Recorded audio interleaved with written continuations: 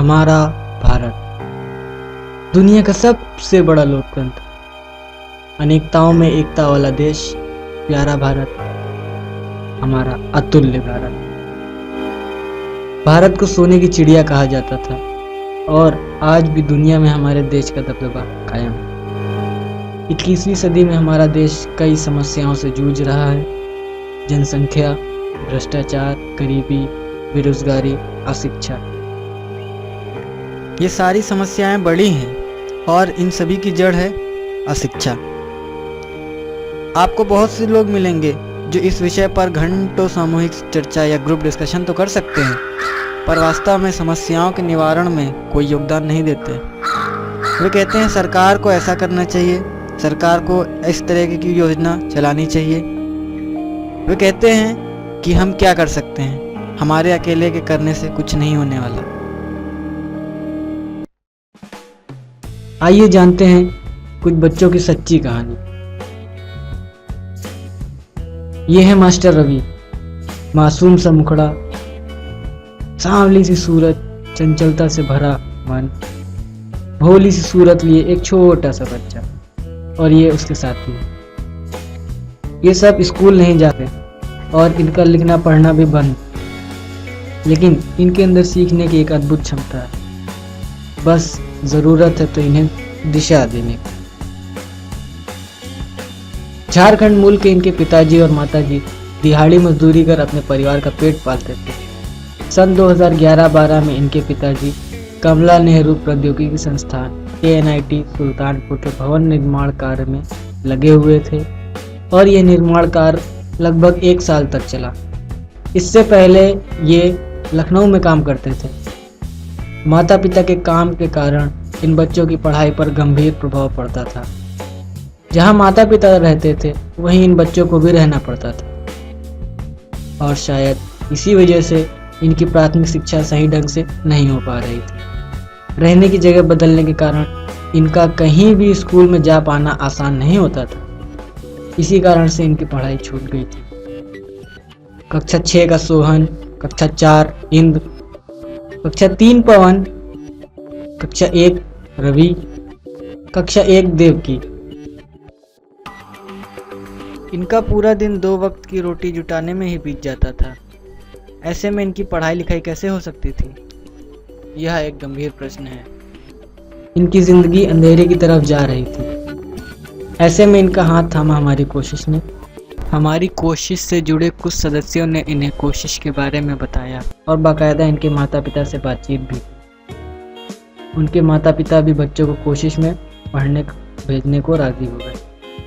कोशिश से जुड़े उन सामाजिक इंसानों ने इन्हें उनके बच्चे के सुनहरे भविष्य से अवगत कराया, जो केवल बच्चों की शिक्षा से ही संभव था। हमारे असीम प्रयास और माता पिता की उत्साह की वजह से इन बच्चों को कोशिश में आने का बेहतरीन मौका मिल सका। जब वे सब पहली बार हमारा हाथ थामकर कोशिश में आए तो यहाँ पर पहले से ही बहुत से बच्चों को देखकर खुश हो गए, क्योंकि उन्हें अब नए दोस्त मिलने वाले थे। हमने उन्हें बाकी सभी से मिलवाया। सभी साथ साथ कुछ सीख जाएं, हमारा यही उद्देश्य है। कुछ ही दिनों में ये बच्चे अन्य सभी से घुल मिल गए। इन्हें नए दोस्त मिले और जिंदगी को नया रास्ता। इन्हें बड़ा मजा आने लगा। इनका संसार पूरी तरीके से बदल चुका था। इनकी निर्मल मुस्कान को देखकर हमें अपने बचपन की याद आने लगी। पहले जहाँ ये इधर उधर घूमा करते थे, लड़ते झगड़ते थे, अब रोज शाम को पढ़ने में, कुछ नया सीखने में लग गए थे।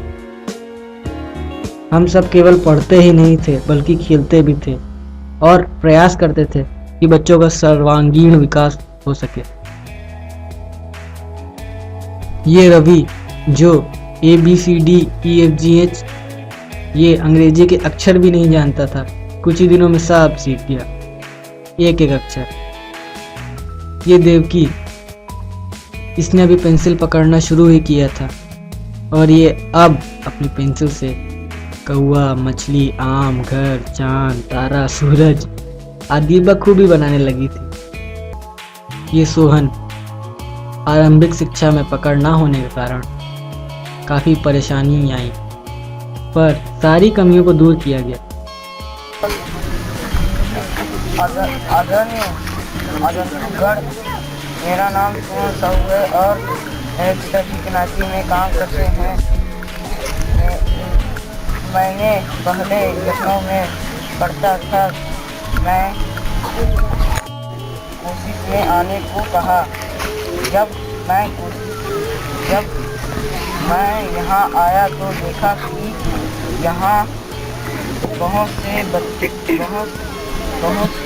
बच्चे आते हैं और सीखते हैं।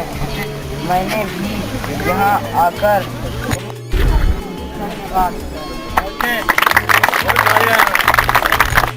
अब वह अंग्रेजी व हिंदी का कोई भी लेख पढ़ सकता है। यह पवन नटखट पर थोड़ा शर्मीला, इसने भी यहाँ बहुत कुछ सीखा है। और ये है इंद्र, इन सब में सबसे समझदार, सबसे होनहार। इसको पढ़ने का शौक ही था।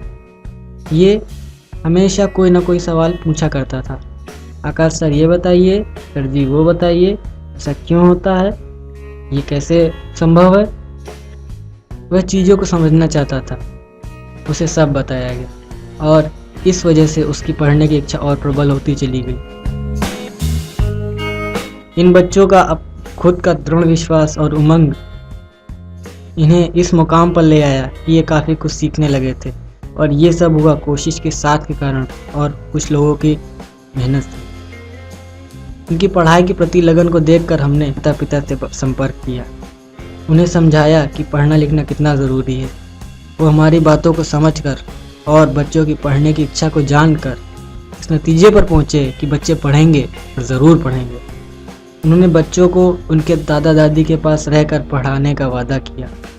बच्चे खुश थे और दुखी भी, पर वो पढ़ने को बेताब थे। उनके माता पिता ने यह निर्णय लिया कि वह अगले साल से रोजाना स्कूल जाएंगे। इसके लिए उन्हें झारखंड में अपने दादा दादी के पास रहना होगा। आज भी वे कोशिश को याद करते हैं, जिसके कारण उनके बच्चों का सुनहरा भविष्य का ऐसा मार्ग प्रशस्त हुआ कि उनका जीवन ही सुधर गया। खैर, निर्माण कार्य पूरा होते ही वे यहाँ से चले गए, पर इस वादे के साथ कि वे पढ़ेंगे और खूब पढ़ेंगे। भविष्य में वो एक अच्छे इंसान बनकर जीवन में हमसे कहीं ना कहीं ज़रूर मिलेंगे। आज वो कहाँ है हमें नहीं मालूम, पर इतना विश्वास है कि जहाँ होंगे खुश होंगे। जो शिक्षा का दीपक हमने उनके मन में जलाया था, वो प्रज्वलित होकर भविष्य में एक सूरज बने, ऐसी हम कामना करते हैं। वे बच्चे भी जाते जाते रो दिए और साथ में हम भी। उन्होंने हमें भरपूर प्रेम दिया और हमने उनको खूब हंसाया और ये फोटो भी दी। ऐसे ही कोशिश ज़रूरतमंद बच्चों की मदद कर रही है। चलिए इस नई सोच के साथ किसी की मदद करते हैं। हम सभी की मदद एक साथ तो नहीं कर सकते, पर उन्हीं में से कुछ की तो कर ही सकते हैं। सरकार अपना काम करती रहेगी, पर हम क्या कर रहे हैं? कहीं हम अपने काम को सरकार के माथे थोपकर जिम्मेदारियों से बचते हुए भारत को अंधकार की ओर तो नहीं ले जा रहे हैं? केवल बातों से कुछ होता ही नहीं है, काम करना पड़ता है। डॉक्टर APJ अब्दुल कलाम ने कहा है, अगर भारत का हर नागरिक तो बच्चों की शिक्षा की जिम्मेदारी ले, तो भविष्य का भारत स्वतः ही उज्जवल हो जाएगा।